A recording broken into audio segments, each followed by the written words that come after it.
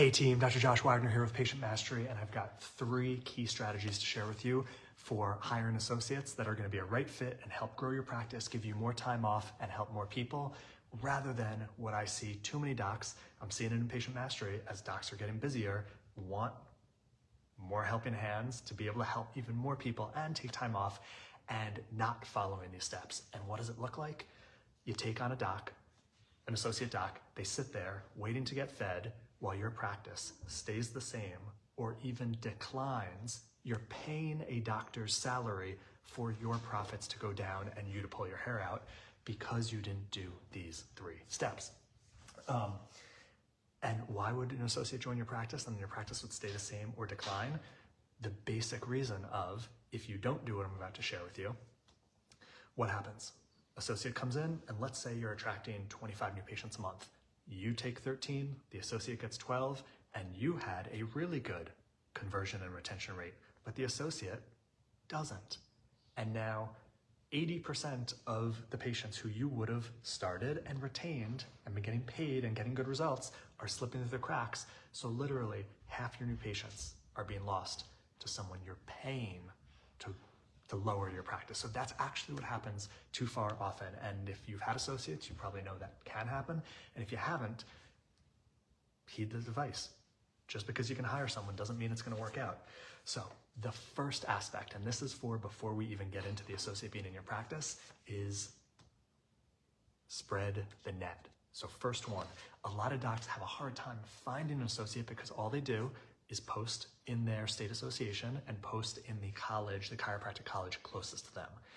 And you're touching on maybe 2% of the possibility.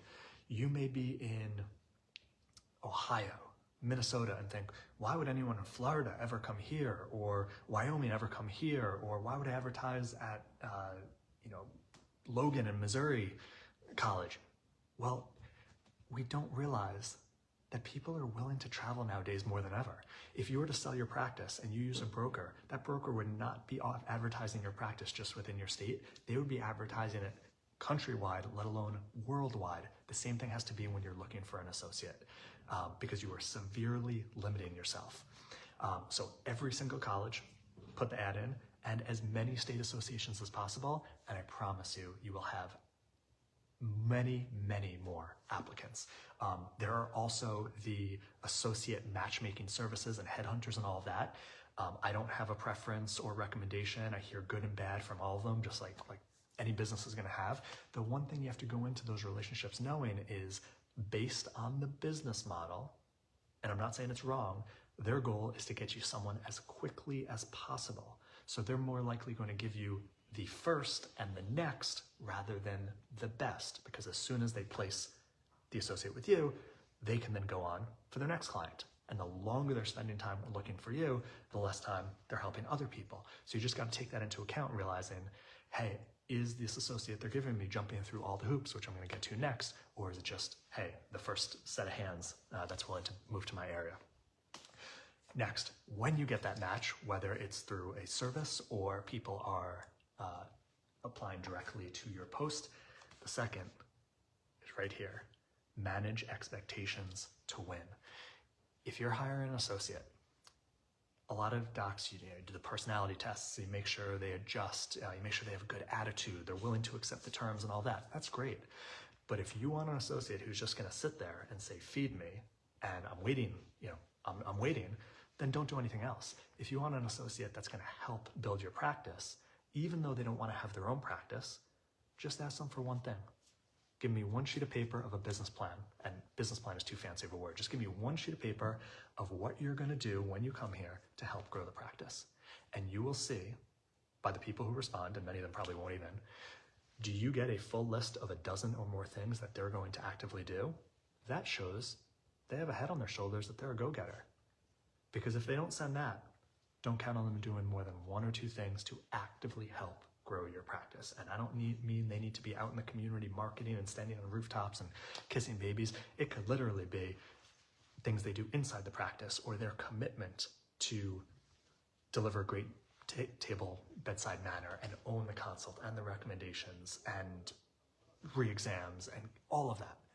You will find that out just from asking, hey, send me back no more than 1 page, everything you're going to do to help grow this practice. And you'll see, do you have a go-getter, or do you have someone who's just going to sit there and say, feed me, pay me to take on to take some of your business away from you.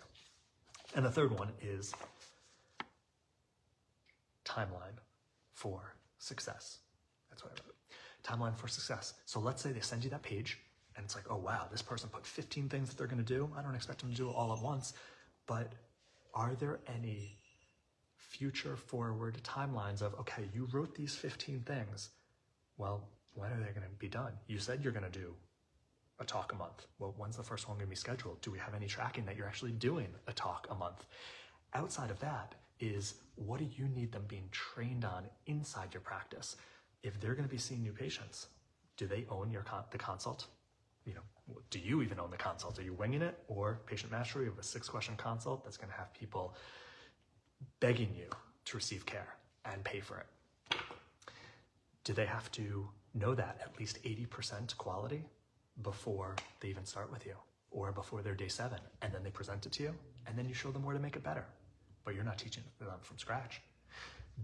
Are you going to have them give recommendations? Hopefully, if you have an associate, they can take over and handle recommendations for you.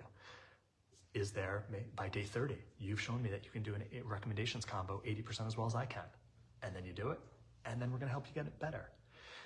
Docs fail to have timelines for success of expectations of this needs to be shown proficiency, and then what happens?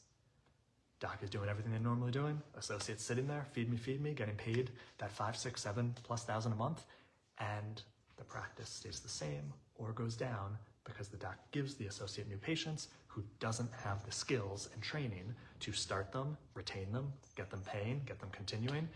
And so half your new patients start slipping through the cracks and your practice goes down. As your payroll goes up, you want to pull out your hair and you're like, what did I get myself into?